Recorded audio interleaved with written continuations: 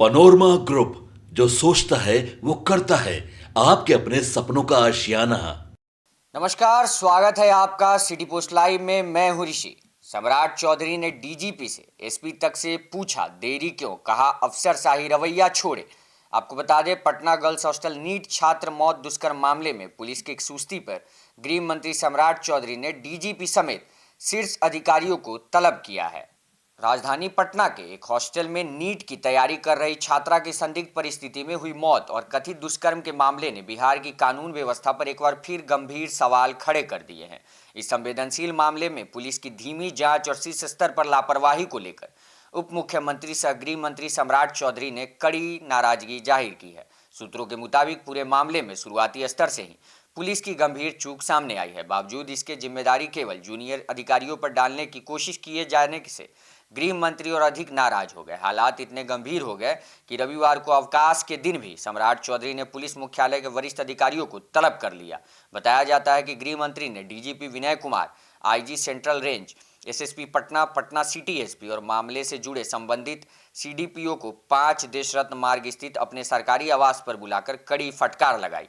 बैठक के दौरान गृह मंत्री ने साफ शब्दों में कहा कि इस तरह के गंभीर अपराधों में लापरवाही किसी भी स्तर पर बर्दाश्त नहीं की जाएगी। सूत्र बताते हैं कि सम्राट चौधरी ने कुछ दिन पहले ही डीजीपी विनय कुमार को इस मामले की सीधी निगरानी करने के निर्देश दिए थे।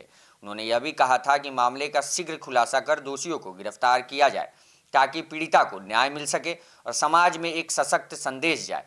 इसके बावजूद अब तक ना तो मामले का कोई ठोस खुलासा हो पाया है और ना ही जांच किसी निर्णायक मोड़ तक पहुंच सकी है। फॉरेंसिक रिपोर्ट में छात्रा के कपड़ों से आपत्तिजनक साक्ष्य मिलने के बाद कथित दुष्कर्म की आशंका और भी गहरी हो गई है। इसके बावजूद पुलिस की ओर से अब तक किसी बड़े आरोपी की गिरफ्तारी नहीं हो सकी है। इससे न केवल पीड़िता के परिजनों में आक्रोश है, बल्कि आम जनता में भी भारी रोष देखा जा रहा है। गृह मंत्री ने बैठक के दौरान यह भी स्पष्ट किया कि अगर जांच में यह पाया गया कि वरिष्ठ अधिकारियों की लापरवाही या गलत निर्णय के कारण मामले में देरी हुई है तो उनके खिलाफ भी सख्ती विभागीय कार्रवाई की जाएगी। उन्होंने कहा कि कुर्सी बड़ी हो या छोटी, जिम्मेदारी तय होगी। इस मामले में पुलिस पर यह भी आरोप लग रहा है कि शुरुआती दौर में घटनास्थल को ठीक से सील नहीं किया गया, साक्ष्य जुटाने में देरी हुई और पीड़िता के परिजनों के समय पर समुचित संवाद नहीं किया गया। यही वजह है कि अब यह मामला सिर्फ एक आपराधिक घटना नहीं बल्कि पुलिस की कार्यशैली पर भी सवाल बन गया है। राज्य सरकार इस घटना को लेकर लगातार दबाव में है। विपक्षी दल भी सरकार और पुलिस पर हमलावर है और इसे महिलाओं की सुरक्षा से जुड़ा गंभीर मामला बता रहे हैं।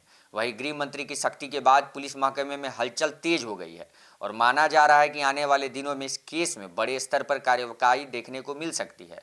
फिलहाल पूरे राज्य की नज़र इस बात पर टिकी है कि क्या सरकार और पुलिस मिलकर पीड़िता को समय पर न्याय दिला पाएगी या ये मामला भी लंबी जांच और फाइलों में दबकर रह जाएगा।